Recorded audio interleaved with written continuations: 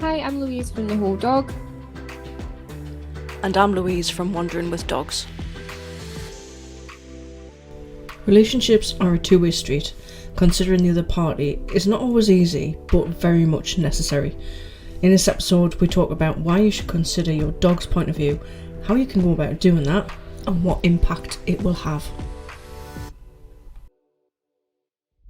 We certainly had fun recording it, and we hope you enjoy it.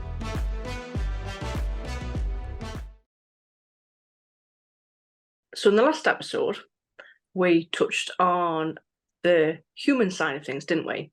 We did. So we very much say that there are two beings in this relationship.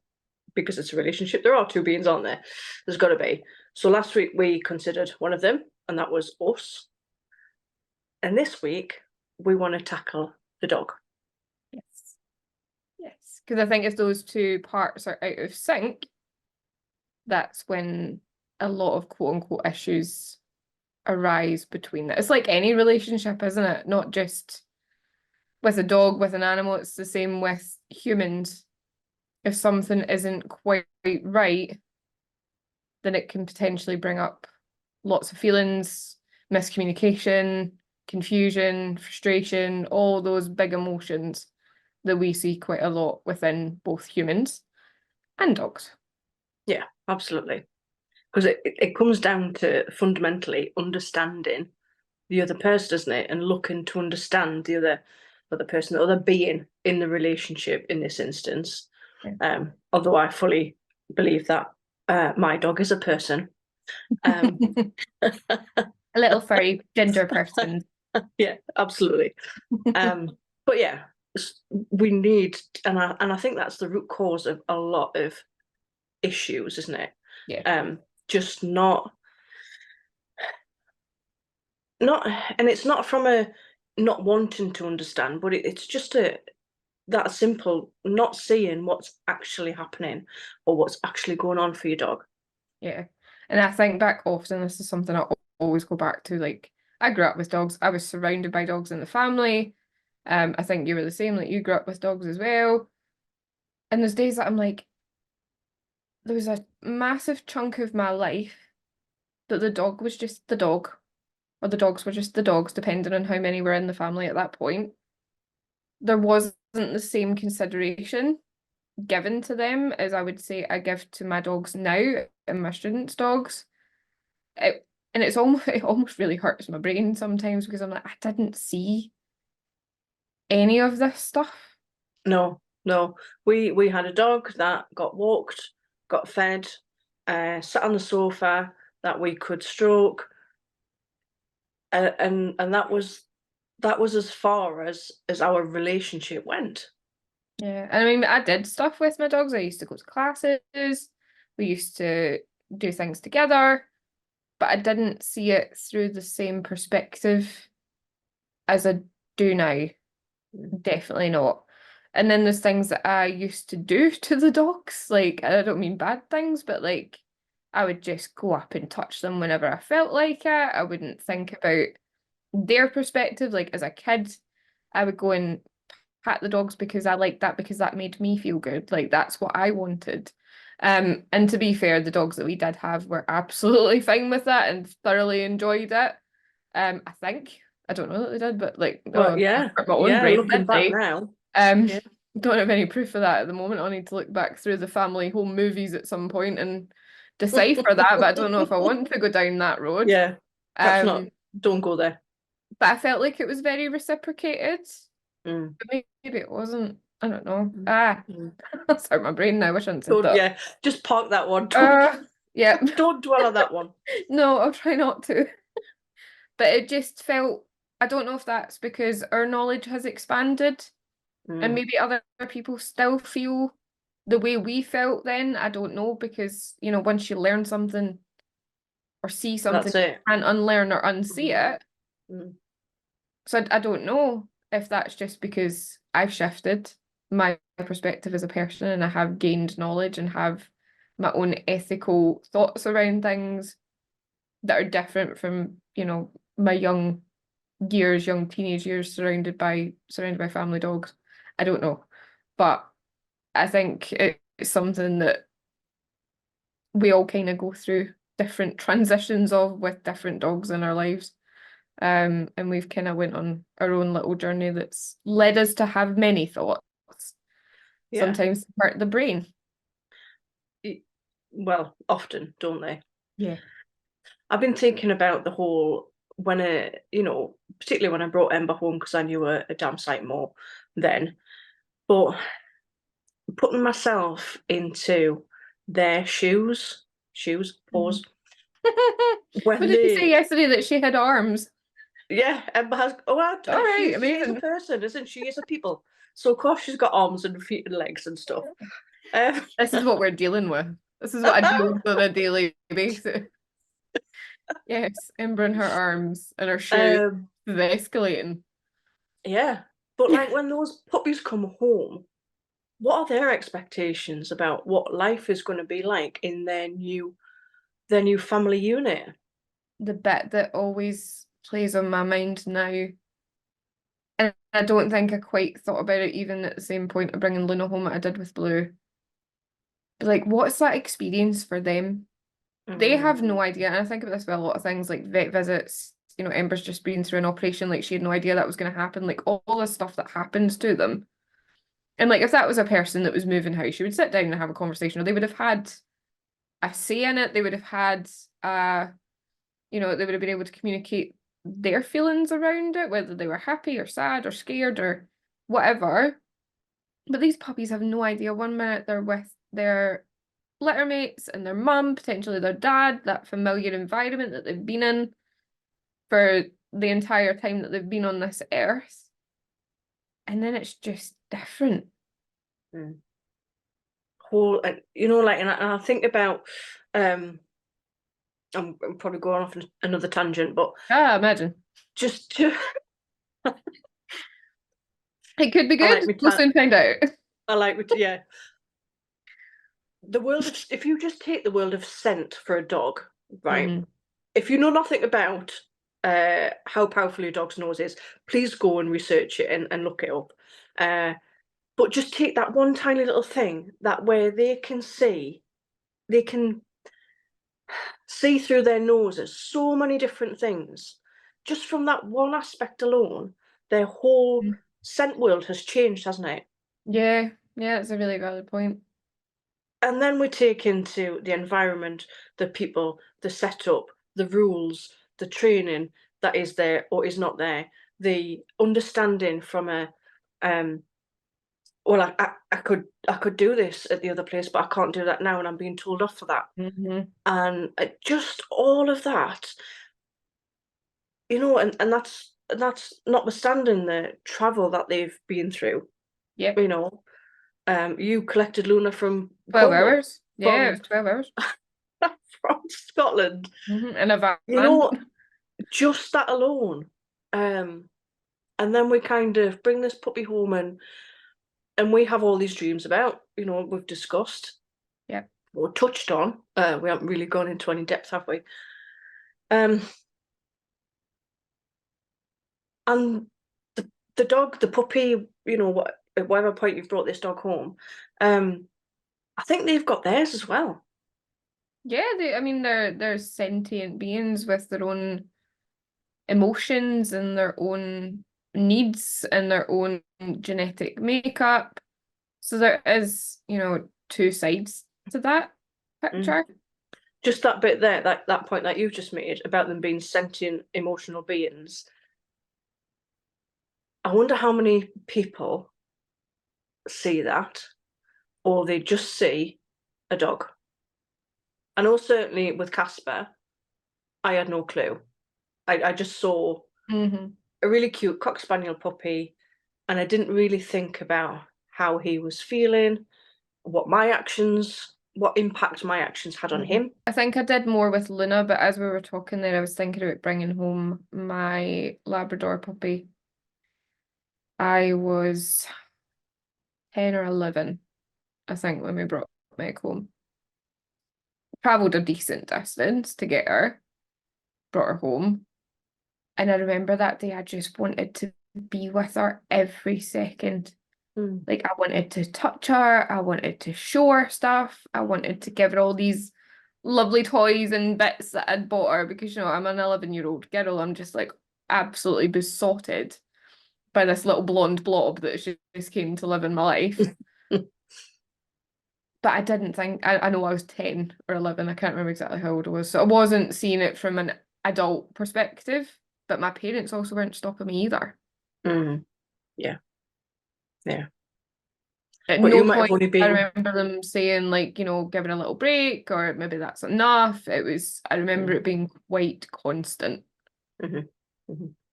Because again, you were coming at it from at that age, because you didn't know any different.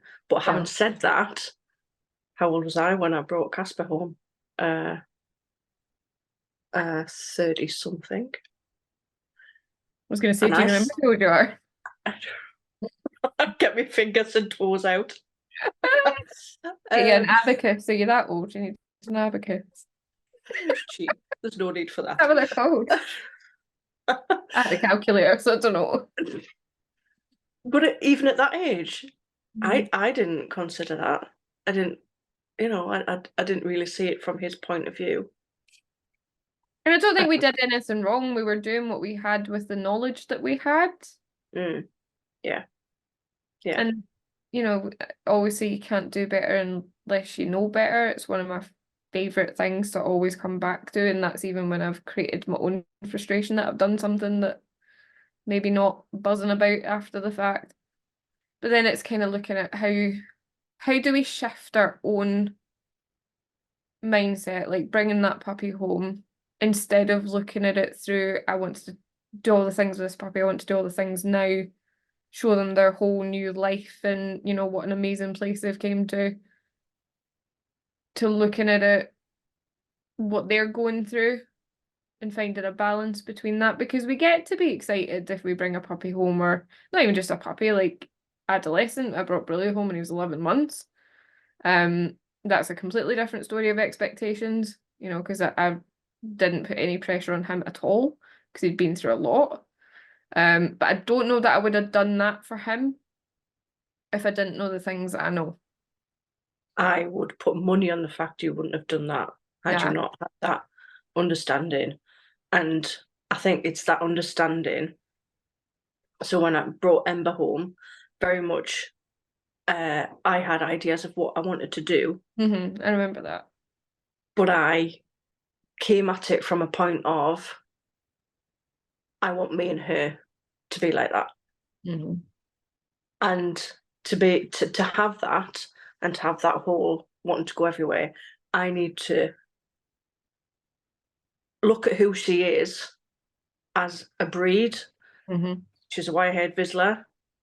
As an individual, she is quite a sensitive soul.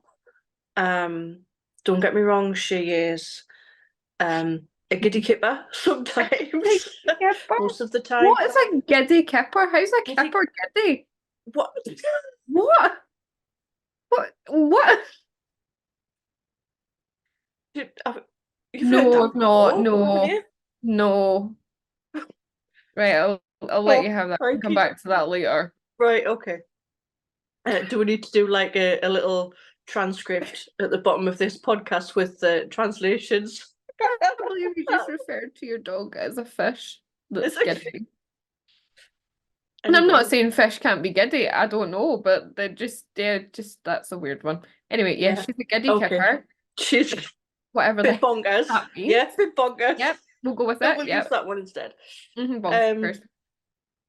But underneath that, I can tell by how she is out and about inside things, unnerve her sometimes, things she's a little bit wary.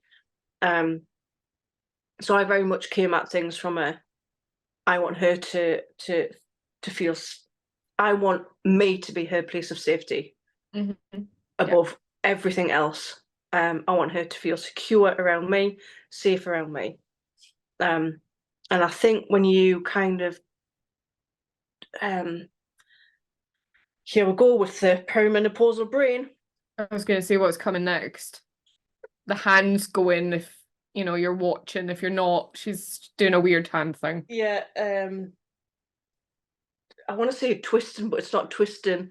If you change your viewpoint to come at things from your dog's point of view, I think that just sets the stage, doesn't it, for Yeah. how you then approach training, how you Mm. approach situations with your dog, and you are more likely to set them up to succeed as opposed to setting them up to fail.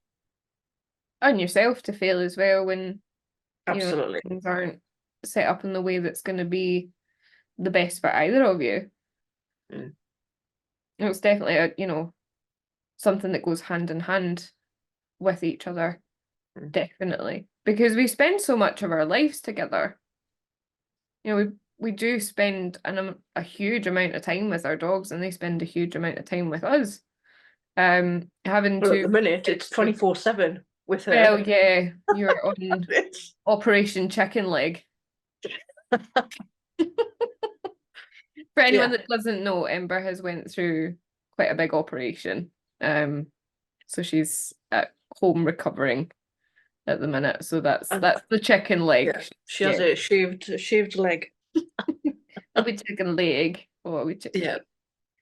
leg. But do you think actually that's an interesting point? Like, I know you've been very mindful of Ember coming home from her op, making sure the environment is set up correctly to support her, and making sure that you're available to support her, to make sure that she's got everything that she needs to feel fulfilled and happy, especially at the moment that she can't have the exercise or the walks that you guys are used to. Because you guys are always out and about exploring and going places and spending that time together. And that's kind of shifted pretty much overnight for the next little while. Yeah. Knowing what you know, do you think that's been a factor in how you set up this for both of you? Without a doubt. And I think that is why both her and I are coping as well as we are. Mm-hmm. Because I've thought about things from her point of view, thought about when my son comes home from work, he will shout to the house to announce his arrival. Of course it does. So we've asked him not to do that because we know that that's a trigger for her to go crackers. Yeah. I have not ordered anything from Amazon for the past week. That must be difficult. Because when you're sat entertaining a dog or just being with a dog, you tend to scroll and look on Amazon. So that is really hard. Yeah. But that's so that there's not the knock at the door for her to, everything is geared around trying to keep her as calm as possible. Mm-hmm. Because that if she's not, then that's where the danger comes in. Yeah. So looking at those things and understanding that from, and minimizing the possibility of those things happening, I think without a doubt has been monumental we're only a week in, but it has been monumental in our success so far. So I touched my head. Current situation looks positive. But your relationship with each other is so strong. And that's because you do consider how she feels. And I think and that's been from day one. Yeah. Actually, even before day one. Yeah. Yeah. Because I got some fleece from the breeder with the litter scent on. I tried to kind of think about what would help her. What could I do to help her? And I just think it's when you think about things from, it's not just with dogs, is it? But my children, my husband, trying to think about things from their perspective and how they're seeing things, and trying to understand that it can't not help. No, it's not always easy though, especially if we look at what we spoke about last episode, which was episode 3, if anybody wants to go back and listen to it. When we've got those expectations, we've got those dreams, we've got that picture in our mind of how things are going to look and how they're going to play out, it can be overwhelming at times when that kind of derails for whatever reason or doesn't quite match what was in our mind. It's not an easy place to be as a human, but also it's not an easy place for our dogs to be either. No. Can you imagine having these, so whatever your dog was bred for, those things are inside of our dogs, aren't they? They are like hardwired, behaviours, things that they were bred for, what they want to do. So I think they've kind of got that expectation or that want or need to do those things. Like my spaniel, when he's excited, we lose shoes. The Yeah, shoes are I was dotted around surprised. the I thought house. that was coming. Yeah. I found one of Evie's Converse in the kitchen yesterday, in the middle of the kitchen floor. It's like, oh, that'll be Casper. Casper was here. Yes. Casper was happy and he was here. Yeah. So I get that. And I often think, like, how, going back to like human for a minute, if you've got things you love to do, not being able to do them, or not having not having that ability to perform the things, how would that make you feel? Think about lockdown. Well, yeah. Prime example. Yeah. Humans got locked in the house. Yeah. Not We able to didn't do have access to anything that made us feel good. At that point in my life, I loved going to my yoga class because I'd get 5 minutes away from my young baby. It was a bit of time that made me feel good. Then we were literally locked in the house and had no access to those things. Can you imagine if that had happened and we had no internet? Because that's How what would got we have me coped? through. Yeah. Zoom for work, quizzes, meetups, family chats, like all that stuff kept us access to the things that we loved. Even if we, say played a sport or whatever and we couldn't play the sport, we could go and watch something on YouTube or whatever, like about the things that we love or still connect with those things in our life that we found valuable. But it was literally taken away overnight and we didn't love it. Yeah. And what does that do to the humans? I was a mess. I hated it. I absolutely hated it, but I also loved it. But we'll not make it complicated. But I really didn't like not having access to the things that I enjoyed. My friends, I didn't go out very often, but we had things planned. I was meant to be going on holiday 2 days before, or 2 days after the big lockdown. That never happened. So there's definite big feelings, but if that was happening consistently, those things that make you feel good on the inside, they give you those feel good chemicals and those good memories and things that you really feel fulfilling. You weren't able to access them, or you kind of got to access them a little bit and then it was taken away. Yeah. Which happened a lot because it was, oh, we're locked down. Oh, we're stage this. Oh, we're stage that. There's a little bit more freedom. No, sorry, you're wrong. And I know it was a really serious situation. I don't mean to poke fun at it, but we really experienced something as a species we've never experienced, like in my lifetime or your lifetime or my parents' lifetime. Like it was different. Without a doubt. But if we think about our dogs, we let them access some of the things that they enjoy and then we'll take it away. Yeah. Because sometimes it causes us a problem, doesn't it? And sometimes it's not appropriate. There is certain things that we don't want them to be doing for many different reasons. But it's looking at who they are, like you're saying, like with Ember, who she is as a breed, a species, an individual, they're not the same species as us. They have different needs, they have different wants. And if we don't meet those, and I'm not saying we need to meet them every single day, like every little bit every day, but making sure that they have things in their life that make them feel good. Yeah. And putting our wants and needs sometimes to the side. Like my dogs absolutely love to shred things, dissection, they enjoy it. Mm. I hate cleaning up the mess. I hate it. Honestly, like it's like a bomb's hit the living room. Just shredded stuff everywhere. But I've got two dogs just like feel dead happy now. Yeah, yeah. And I'm like, do you know It's what? worth it. It's so worth it. And I still do it. And I've been doing it for years and I'll never stop doing it. You know, giving them all those things to shred. Also, it saves the things I don't want them to shred being shredded. But you know, it's looking at those things that they enjoy and thinking about ways can we actually meet those needs in a way that fulfills both of us. Mm. Mm-hmm. But don't you think that when those needs are met, like you've just said, you have two dogs that are chilled and relaxed, Oh, I'd throw and that cardboard boxes at them every day if that's what happened. I'd be like, here you go, Baron. You want to shred that Amazon box? You do that. yeah, Baron. you I get crack 5 minutes of work done. Because I know I'm getting to do what I need to do and they're happy.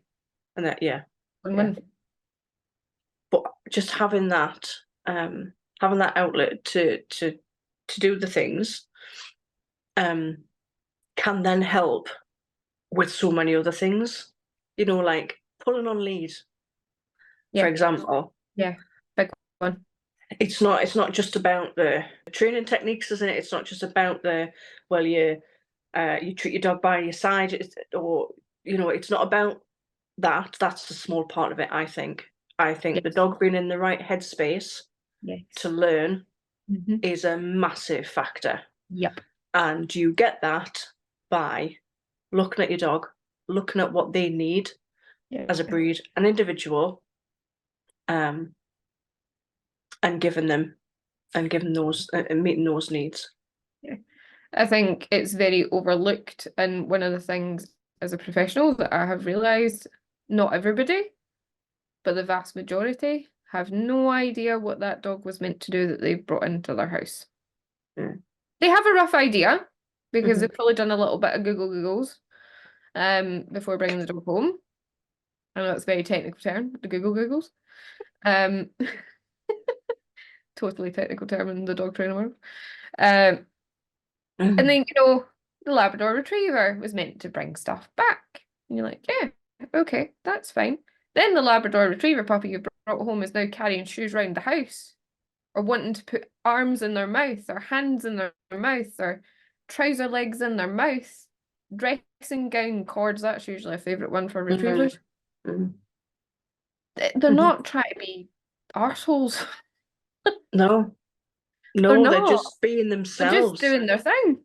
Yeah, They're doing yeah. their thing, and I think it's, and I'm not chastising anybody for not understanding what their breed's bred for. It's something that I find really meaningful to me, and it has made me understand the breeds that come to me on such a better level. Because if I look round a class and say I've got a mixture of gun dogs, I've maybe got a wee sight hound in there, like a whippet or something, a cockapoo even, or a labradoodle, a border collie, I can then tailor the things that I do with that dog to meet the things that they like. Mhm. You know, like if we're doing recall, for example, the collie's probably going to want to chase and stop and control the toy, whereas the retriever's probably going to want to hold it and parade it and run with you. Mhm. And I think that's where their magic really lies. I love it. I absolutely love it. It's my favourite thing. But I think seeing your dog come alive like that and think, oh my God, my human's got it. Yeah, This is like, yeah, and then it's magic. the owner that, yeah, it is, isn't it? Because then the owner was like, oh, Yeah. and it's just exactly that Oh, if magic. you could just bottle it, Mm. bottle it and Mm. sell it, we'd be millionaires. Billionaires if we could bottle that and sell it. I don't think everybody wants that, and that's also okay. No, but I do think you've got to have some level of understanding where your dog's coming from. that's where things get a bit tricky, because not everybody, and it's hard because sometimes I've got to remind myself not everybody sees this sort of stuff the way that I We do do. or you Yeah. do or other Yeah. professionals do. So kind of got to keep ourselves in check sometimes to remember that we didn't know these things once as well. But the take on it that I have is I try and just show people what's in there, that cool dog that they've got, like those little magical sparks. And sometimes people walk away and they're like, that's not for me, and I'll just carry on my life with my dog, and that's absolutely fine.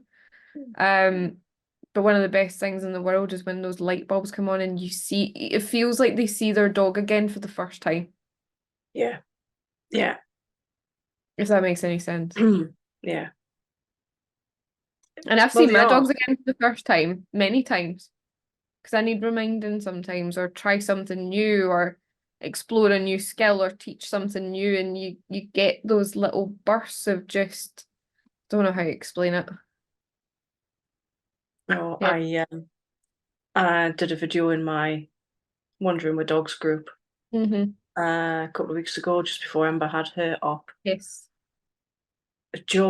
And it was just a short little session of training heel work.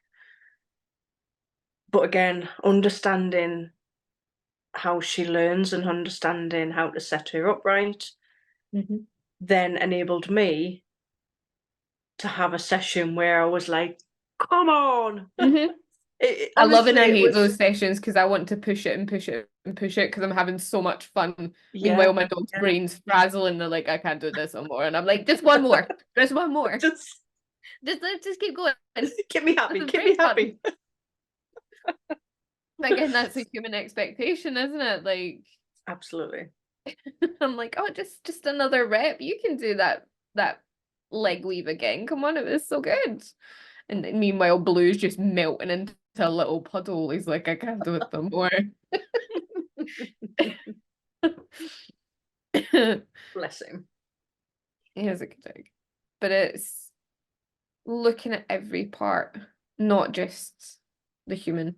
And I know human emotion is a big part of things because we've got the bigger brains. We've got the bigger thoughts about the wider world and consequences of certain behaviors and what that might mean for us or what that might mean for our dogs. So it does bring extra pressure on the human, but it's not letting the dog's experience of their life in our world be forgotten within that. Yeah, without a doubt. Because I keep coming back to, why did you bring a dog home? For me, it was all about wanting to take care and love and have a relationship. And again, keep coming back to this idea of, like, what is a relationship? It's between two people, two beings, and you can't just come at it from your point of view. Just had another However thought. much you want to. Generally, as humans, any relationship that we form within our lives, aside from maybe like immediate family, is done through our own choice. We choose our friends, we choose our acquaintances, we choose people that we want to spend time with, people that we don't want to spend time with. Dog didn't get that choice. No. So they've not actually chosen to be here. I'd like to think you want to stay wherever you are, but I'd like to think you quite value this relationship. Because if you don't, I'll be down there snoring. But I know people say like dogs choose them and things like that, and I think there is an element of that. Like, you maybe go and see a litter of puppies, and the one that comes over, and you just get that feeling. You're like, that's my puppy. But I didn't have that feeling. If you think back to the last episode, I was like, oh no, that's the wrong puppy. Which is coming home regardless. This is gonna be fun. Yeah. Buckle in. when Emma came home, I needed a puppy that would suit Casper. Yes.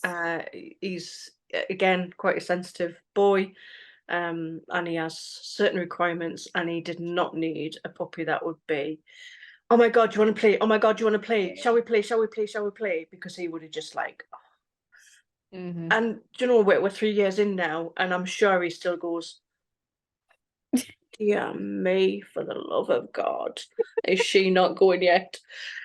I bet he thought we'd However, get in for her operation, like, oh, eventually it's yeah, over. she's gone. That's it. That's it, it's done It's now. happened. Yeah, That so was that. I don't want to repeat that again. That was a bit weird, wasn't it?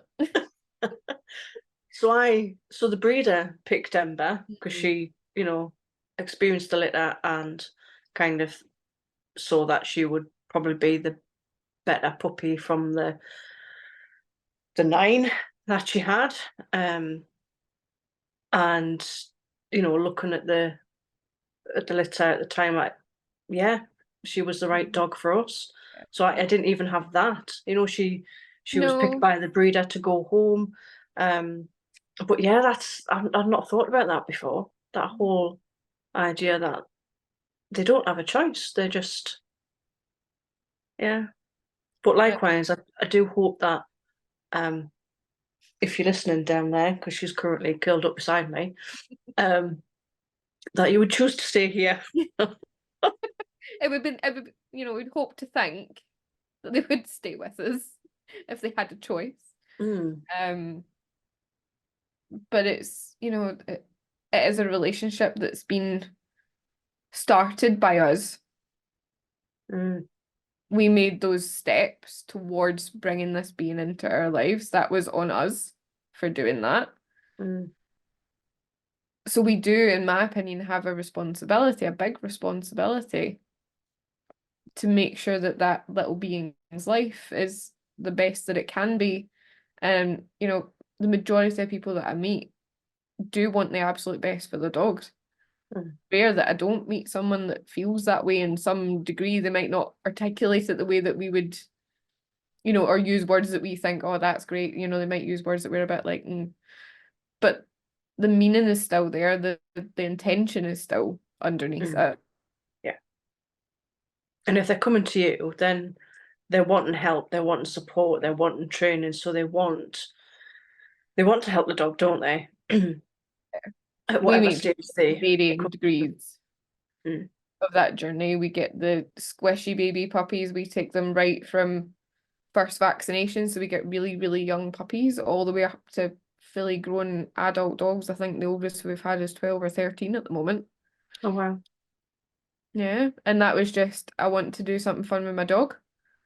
That's cool. It was great. Yeah. It was a Vizsla, actually. Ginger dogs. Yeah, ginger dog. But we do have a big responsibility to understand them.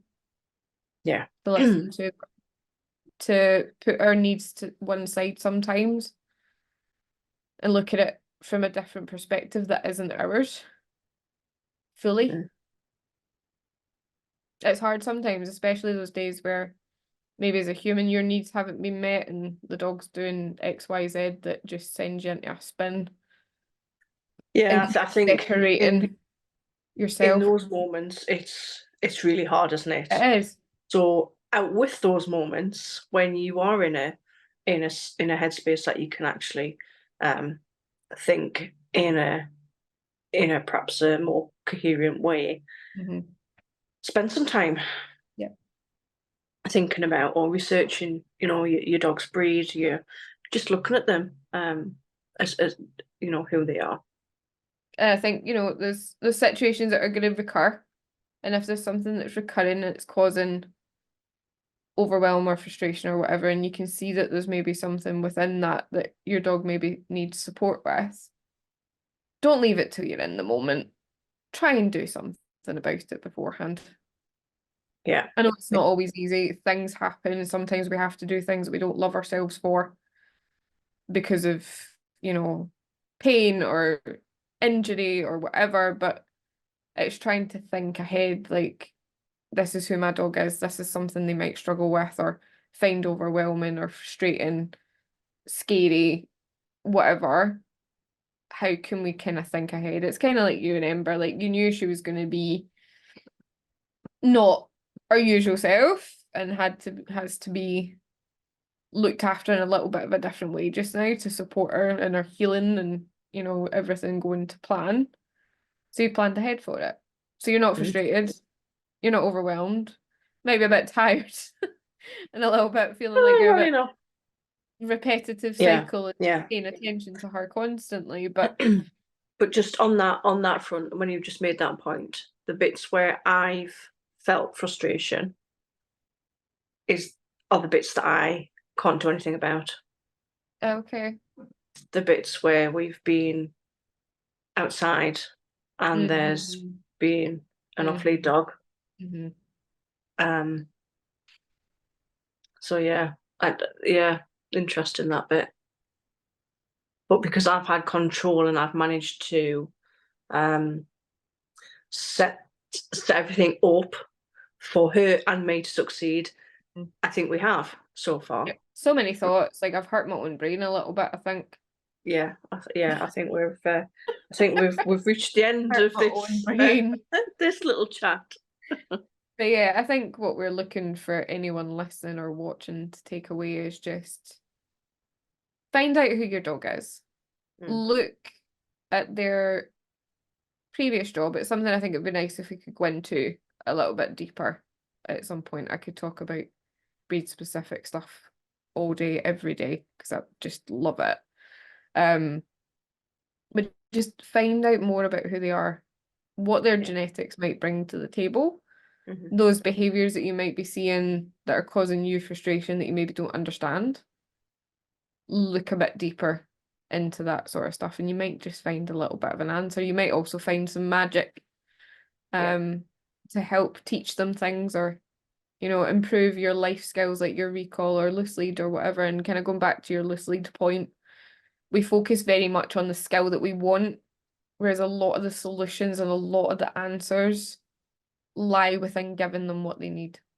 Yeah. Think about your own learning. Whenever you're learning something, what do you need in order to succeed? You I need a know, clean, tidy environment. I need yeah, clean clothes on. I need to have music in my ears. I need my headphones. I need all that sort of stuff. yeah, If one part of that is missing, doesn't work. yeah. And I think it's the same for the dogs. Yeah, I definitely. really do. Definitely. Right. We will leave those brain thoughts with you. Oh, there's the giddy kipper. Do we need to have an episode on like Scottish phrases? I don't even know if where That's giddy not kipper Scottish. comes Don't from. give us No, I that. know You that. can keep that. I know that, but like I don't even know if that's like a Geordie thing, a Yorkshire thing. I don't know. Give me a second. Giddy kipper. Say, oh, there's a chippy called the giddy kipper. Oh, is it? An English phrase, typically from the north of England, and it means really excited. There you go. See, that's Hey, I'm a Ember giddy 20. kipper today because I'm going on on my holidays. It means you're really. Where did that come from? Origin. It was a Cockney term of approval from around 1860 to 1880. Still don't understand this. How's it made itself to the? How's it made its way to the north of England then? If it was I just don't understand what it's got to do with fish. no, yeah, I'll give you that one. Yeah, but you lot north of the border have got some. Oh, I fully will accept that. Fully accept that. Some of them I don't even understand, and I've lived here most of my life. Anyway, if anyone has any comments or anything, feel free to share them with us. Any Yes. feedback is always appreciated, especially Yeah. the giddy kipper chat. I will take any explanations on that because I don't understand why kippers are giddy. But it's like happy as Larry, like who's Larry? And was he happy? Was he happy? Oh, nah. Right, we're gonna end Yeah. it there before this escalates into something that nobody wants to partake in. Yeah. Right, we shall see you on the next episode. Bye. We shall. Bye Bye bye. bye.